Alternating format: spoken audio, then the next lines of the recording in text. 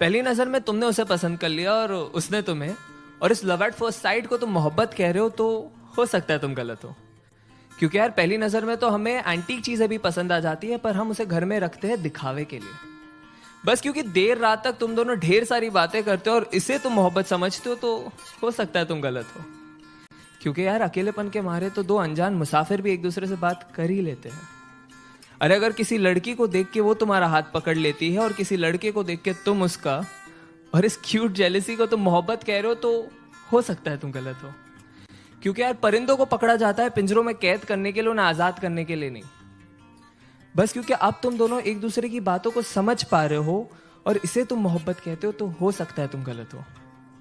क्योंकि याद रखो, दो भूखे भिखारी भी एक दूसरे की भूख समझ सकते हैं पर मिटा नहीं सकते। अरे अगर तुम एनिवर्सरी का सेलिब्रेशन हर महीने कर रहे हो और इसे तुम मोहब्बत कहते हो, तो हो सकता है तुम गलत हो। क्योंकि दास्तान इश्क को बयां करने के लिए साल का कोई नंबर नहीं चाहिए होता।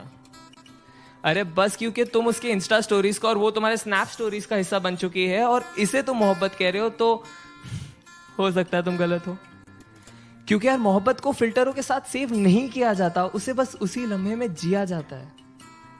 हाँ लेकिन अगर जिस्मों में उलझने से पहले तुम उसकी जुल्फों में उलझना चाहते हो, अगर वो बेखौफ अपना बचपना तुम्हारे सामने जाया कर देती है, अगर उसके कपड़ों के बेपर्दा होने से पहले तुम अपने सारे राज उसके सामने खोल दिए और उसने भी अपने सारे डर का जिक्र तुम्हारे सामने कर दिया है, अगर उसका हर आंसू तुम्हारे ही कमीज पे बहता हो और तुम्हारे मुस्कान की वजह उसकी नादानियां ही हो, शायद नहीं यार यही प्यार है। और अगर ये प्यार तुम्हें मिल गया है तो इसे पकड़ लो, जकड़ लो, गले लगा लो और जहां मौका मिले बस इसे कहते रहो कि तुम इससे कितना प्यार करते हो।